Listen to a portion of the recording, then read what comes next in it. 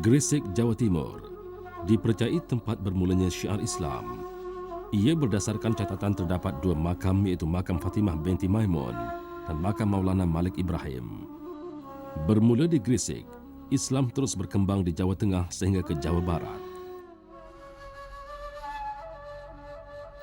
Beberapa kerajaan Islam muncul pada abad ke-14 dengan terdirinya beberapa kesultanan seperti di Demak, Giri dan Cirebon. Maulana Malik Ibrahim yang digelar sebagai Sunan Gresik paling banyak diakui sejarawan sebagai pelopor Islam di Jawa. Sunan Gresik ini tiba di Jawa pada tahun 1392 di desa Sembalu Gresik selepas bertolak dari Champa yang kini dikenali sebagai Kemboja. Maulana Malik Ibrahim juga dikatakan mempunyai hubungan rapat dengan kerajaan Islam di Kemboja dan juga kerajaan Islam di Kedah. Wujudnya makam Fatimah binti Maimun ini dikatakan ada hubungan dalam usaha penyebaran agama Islam di Jawa. Atas undangan Maulana Malik Ibrahim, Fatimah putri Sultan Kedah dibawa ke Jawa untuk dikahwinkan dengan Raja Majapahit. Maulana Malik Ibrahim dipercayai ada hubungan persaudaraan dengan Sultan berdasarkan hubungan Champa dan Kedah.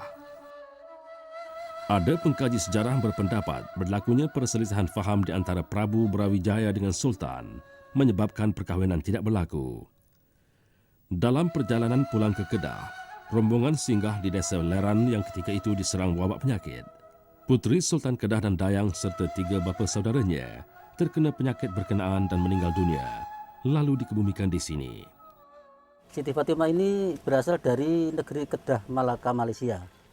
Dan ayah Siti Fatimah yang namanya Maimun ini berasal dari Iran, dan ibunya Siti Fatimah bernama Dewi Aminah itu berasal dari Aceh. Lalu pindah ke Kedah, Malaka, Malaysia, mempunyai seorang putri yaitu Siti Fatimah ini. Siti Fatimah dilahirkan di Malaysia pada tahun 1064. Dan Siti Fatimah datang ke Jawa ini pada tahun 1081 dan tahun 1082 dia meninggal. Meninggalnya Siti Fatimah ya semua itu karena Allah. Tapi pada waktu itu Siti Fatimah ini kan mau rencananya Syekh Maulana Malik Ibrahim, Siti Fatimah ini kan mau dijodohkan sama Raja Buddha. Nanti kalau kawin sama Raja Buddha, nanti Raja Buddha itu diislamkan sama Maulana Malik Ibrahim. Tapi ayah Siti Fatimah yang namanya Maimun itu nggak setuju. Saya nggak setuju kalau anakku Fatimah ini dikawin Buddha.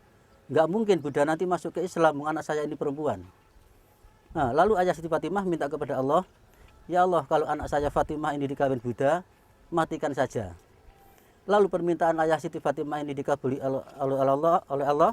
Nggak lama lagi daerah sini kena wabah.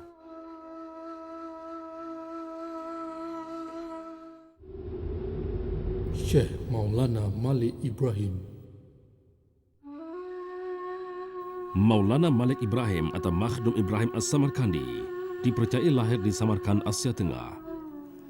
Beliau juga disebut sebagai Syekh Maghribu dan ada sebahagian masyarakat Jawa menggelarnya sebagai kakek bantal. Bersaudara kandung dengan Maulana Ishaq, ulama terkenal di Samudra Pasai. Mereka anak kepada Syekh Jamadil Kubra yang datang berdagang di tanah Jawa dan akhirnya berpisah di mana Jamadil Kubra kekal di Jawa, Maulana Ishaq ke Samudra Pasai dan Maulana Malik Ibrahim ke Champa. Maulana Malik Ibrahim bermukim di Champa pada tahun 1379 dan berkahwin dengan keluarga diraja. Dikurniakan 2 putra, Raden Rahmat atau Sunan Ampel dan Said Ali Murtada atau Sunan Santri. Mengikut perkiraan yang pertama di kalangan ahli sejarah bahawa Wali Songo itu bermula dengan Maulana Malik Ibrahim. Dari sudut kepribadian, Maulana Malik Ibrahim memiliki kepribadian sangat mulia. Ahli sejarah melihat bahawa kemuliaan ini disebabkan ada 2 faktor. Yang pertama, keturunan yang mulia. Artinya Malik Ibrahim berasal daripada keturunan yang mulia. Yang kedua, kerana tugasnya yang mulia, iaitu tugas dakwah. Jadi sesiapa yang memikul tugas dakwah, iaitu tugas daripada Allah SWT, maka hendaklah memiliki kepribadian mulia supaya di antara tugas dan kepribadian itu tidak bercanggah ataupun tidak berlawanan. Di Gresik, Maulana Malik Ibrahim melihat sendiri amalan-amalan yang mempercayai tahyul, terutamanya persembahan untuk dewa dengan mengorbankan penduduk. Maulana Malik Ibrahim dikatakan pernah menyelamatkan seorang wanita yang hendak dijadikan korban kepada dewa. Korban dilakukan untuk menjamu dewa yang marah dan menyebabkan kemarau panjang di Gresik.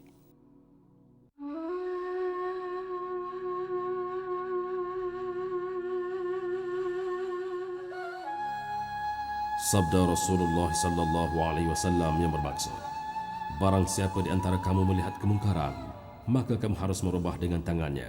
Apabila tidak ada kuasa, maka harus dengan lisannya. Maka bila tidak kuasa dengan lisan, harus dengan hati sahaja. Itulah serendah-rendahnya iman. Hadis riwayat Muslim.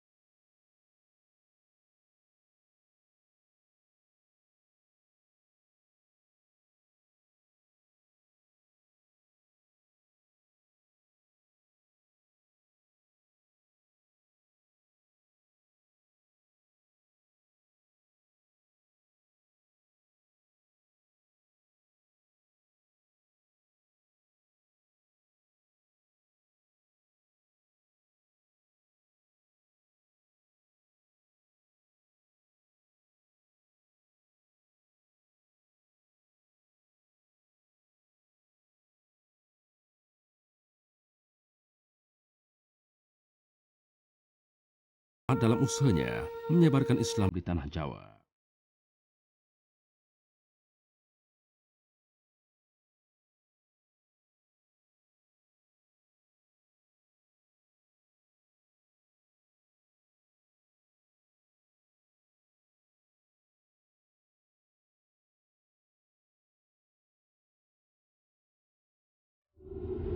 Syekh Maulana Malik Ibrahim. Syekh Maulana Malik Ibrahim datang ke pesisir utara Jawa Timur Gresik ini, maksud dan tujuannya juga berbagai pendapat. Jadi ada yang mengatakan malah diperintahkan atau ditugaskan oleh Sultan Mukmai Sada Salam, yaitu Raja Kedah atau Kedah yang sekarang ada di Malaysia Barat ya. Sekaligus dia ditugaskan untuk menyebarkan ajaran Islam. Tapi intinya bahwa Syekh Maulana Malik Ibrahim ini bapak para wali, dan jadi keturunan mereka, jadi keturunan beliau atau para wali itu memang pendistribusi Islam gitu. Yang sangat menarik adalah bahwa Syekh Maulana Malik Ibrahim itu memiliki metode budaya berdakwah.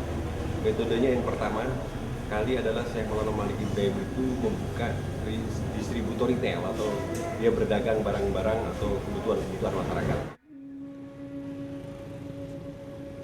Selepas meminjakkan kaki di Gresik, langkah pertama Maulana Malik Ibrahim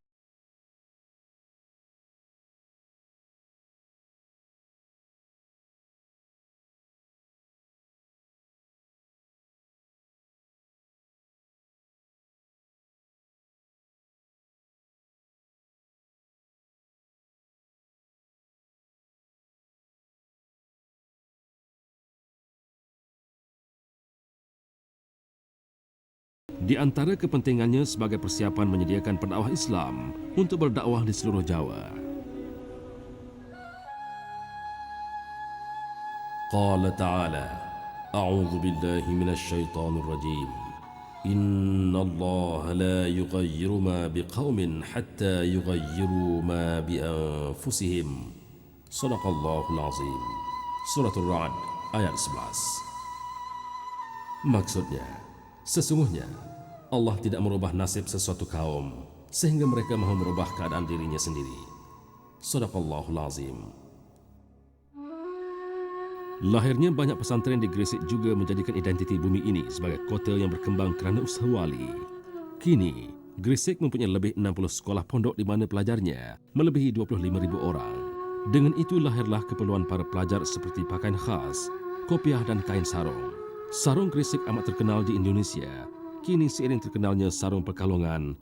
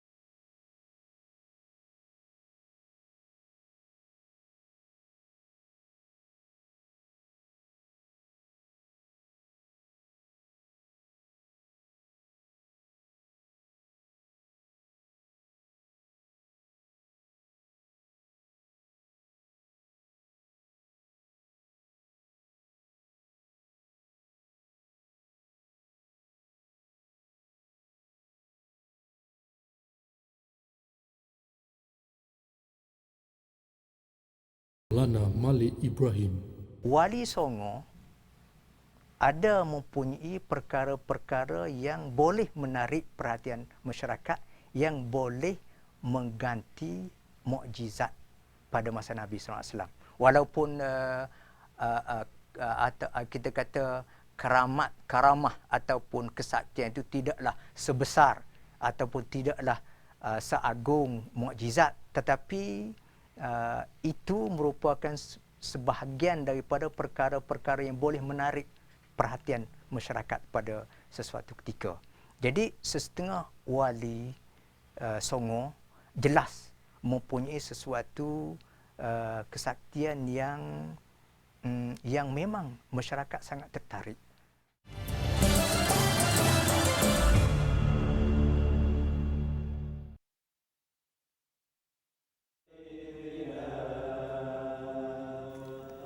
seorang yang bertaraf wali ini bukanlah ulama yang mengajar ilmu agama semata-mata, tetapi membawa kemodenan di tanah Jawa.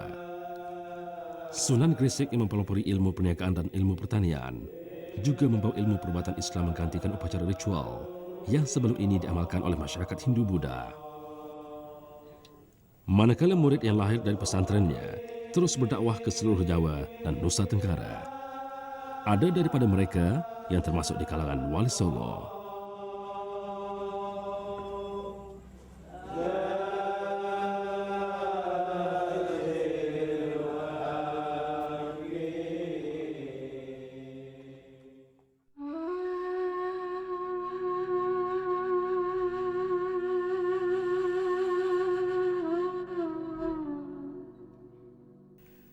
Sunan Ampel adalah putranya, Sunan Giri anak saudaranya, Sunan Bonang dan Sunan Derajat merupakan anak kepada Sunan Ampel, merupakan cucu-cucunya.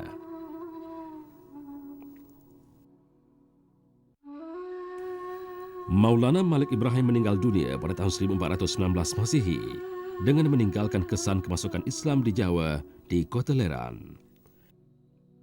Makam Maulana Malik Ibrahim terletak di Kampung Gapura di Gresik. Jalan yang menuju ke makam ini diberi nama Jalan Malik Ibrahim.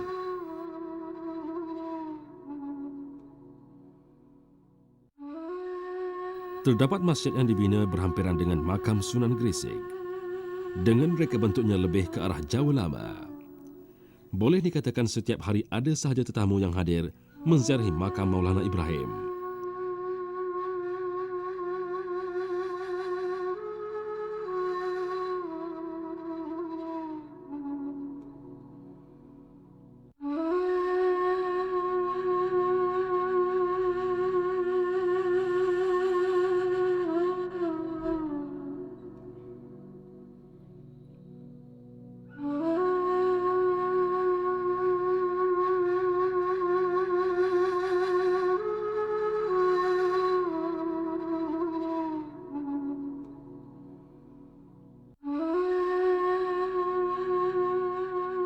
Makam ini dijaga rapi di bawah penyeliaan Kabupaten Gresik.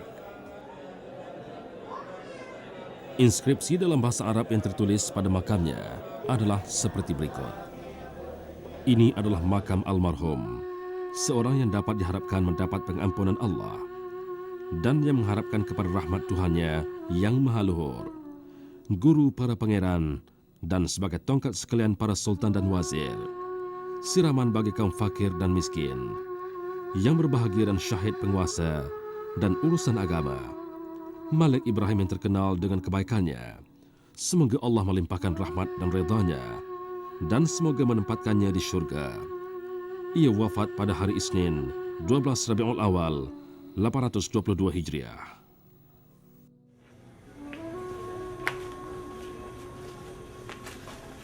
Keadaannya datang dari jauh yang difaham oleh masyarakat setempat pada ketika itu semata-mata untuk menyelamatkan penduduk-penduduk di tanah Jawa daripada kesesatan, kharafat, tahayul dan kepribadian yang menindas tindakan-tindakan yang tidak sesuai dengan kemanusiaan. Maka dengan sebab itu Malik Ibrahim diterima dengan agak lebih mudah oleh penduduk tempatan pada ketika itu. Jadi daripada Wali Songo yang pertama inilah maka berkembang selepas itu beberapa orang wali yang lebih daripada 9 sebenarnya. Maulana Malik Ibrahim, pelopor perkembangan Islam di tanah Jawa.